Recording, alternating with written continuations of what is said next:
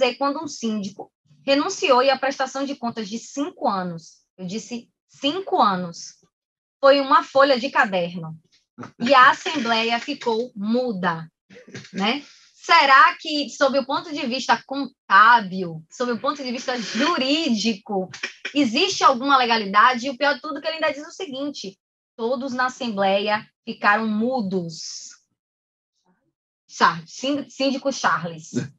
Síndico Charles. É difícil essa, é de vestibular, tanto para a doutora. 5 anos? 5 anos. Sem prestar contas? Sim, sem prestar conta. Entregou tudo numa folha de caderno. Bom, primeiramente, o fato de não ter a continuidade da prestação de contas por ano já é o primeiro equívoco, né, do próprio coletivo, que permitiu que um síndico atuasse sem a prestação de contas. Né?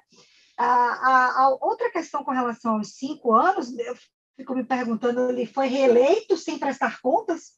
Ele não falou se foi eleição, foi assembleia. Porque eu entendo que ele foi reeleito. Rildo ainda está brincando aqui, ó, a prestação de contas sintética, né? Uma coisa assim. Inexistente. Bom, do ponto de vista contábil, totalmente irregular, porque teria que prestar contas anualmente, né? Ou quando exigido. Nesse caso, eu entendo que está todo mundo errado, período, né? Teria que ser avaliado em que ele ficou na gestão, né? E também tem um grande problema aí do tempo em que ele responde enquanto síndico, né? Que é o doutor Cristiano.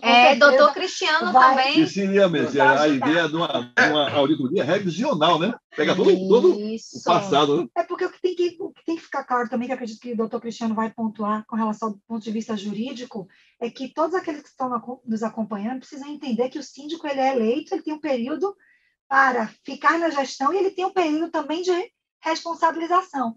Então, as pessoas elas não podem deixar para Fora depois. Que 5 anos é muito tempo também numa sindicância, né, cá para nós? Mas pode acontecer, né? Diga, doutor Cristiano, então, um caso desse na sua mesa... Não, a primeira coisa que nós temos que observar é que, primeiro, a legislação ela só permite que o síndico fique 2, podendo ali haver depois uma reeleição ou uma nova escolha. Se ele ficou 5 anos, é sinal, como disse a Lordelo, ele foi reeleito. O silêncio da coletividade é que espanta. Não é, veja, não é a forma como ele faz a prestação de contas que está me espantando. Está me espantando o silêncio da coletividade. Porque a forma, ok, ele fez, mas se aquela coletividade aceitou, porque quando ele administra não convenientemente o condomínio, pode ser até destituído. O nosso problema aqui está no silêncio. Eu acho que esse é o maior detalhe que nós temos que observar. Porque se esse silêncio permanecer, a auditoria não pode ser executada. Por uma pessoa sozinha, ela, por exemplo, ela pode requisitar... Não, você tem que fazer a prestação de contas, né? Ele teria que acionar judicialmente. Foi até uma pergunta aqui da Eli Gleice, senhora síndica, ela diz: um proprietário pode entrar na justiça e solicitar judicialmente a prestação de contas? Então, vamos lá. Diz a legislação que, anualmente, o síndico deveria convocar uma assembleia também para prestação de contas. Se ele não o faz, 1/4 poderia substituir esta convocação dele fazendo uma convocação.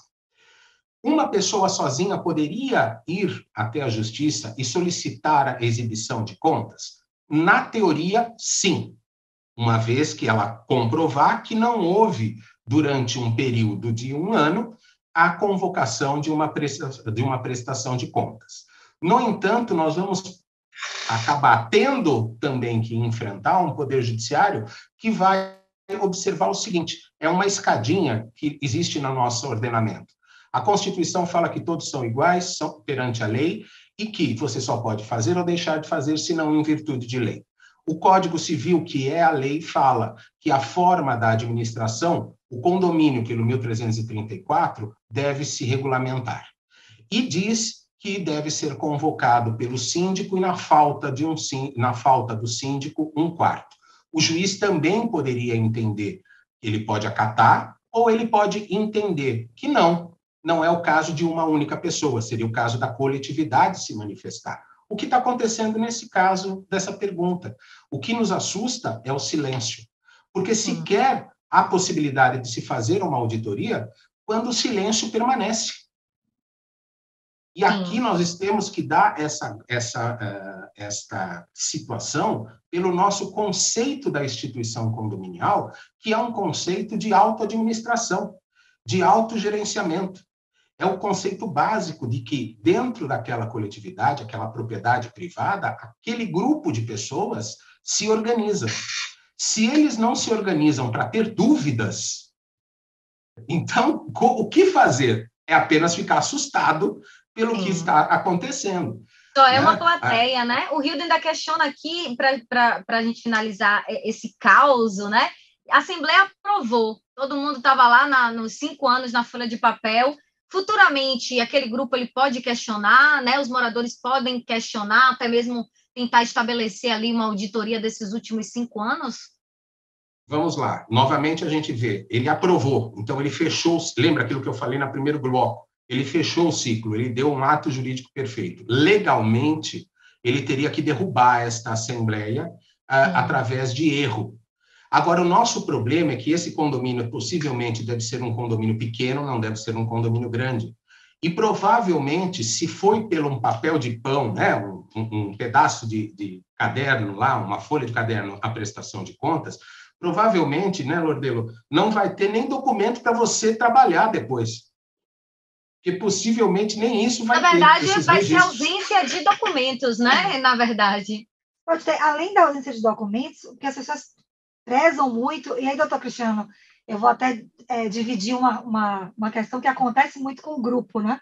As pessoas, elas entendem assim, por que a Lordelo fala muito no artigo 1348, no próprio relatório, né? Porque exatamente ali estão as responsabilidades do síndico. Então, quando nós não vemos a presença da previsão orçamentária, ou a não apresentação, a não aprovação, já tem uma não conformidade, né? Se ele não conseguiu conservar, diligenciar as áreas, né, do coletivo, já tem uma não conformidade.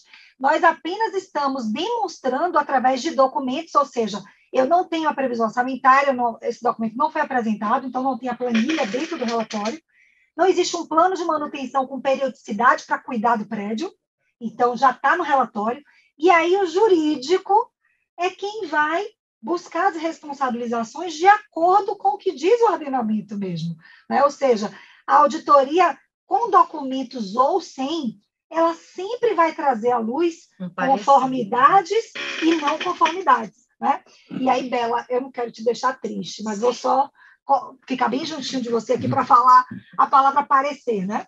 Porque parecer, nós auditores não podemos usar, né? Há muito tempo a norma de auditoria ela mudou justamente para tirar esse caráter de opinião do auditor. Lembram dos casos? Alguém deve lembrar que está nos acompanhando. Escândalos de fraudes em grandes empresas norte-americanas, e elas tinham contabilidade, auditoria, né, e grandes empresas de auditoria, inclusive. E excelentes diretores, mas passaram por fraudes. Então, a norma precisou mudar. Por quê? Porque o auditor opinava, e aí o auditor vai recomendar as contas ou não recomendar. A auditoria não tem essa função. Se você está nos acompanhando e vai esperar que a auditoria recomende ou não as contas, o doutor Cristiano já pontuou, esse é papel do conselho. Né? A auditoria ela trabalha com documentos ou com a falta deles. Mas dá um norte. Total, pode não ter documento, mas com certeza a evidência vai estar lá. Com certeza, exatamente. E vai dar o argumento para a gente fazer o processo de exigir contas. Né? O que precisa, corpo, né? O que vai acontecer, o que deixou de acontecer, na verdade, nesse condomínio.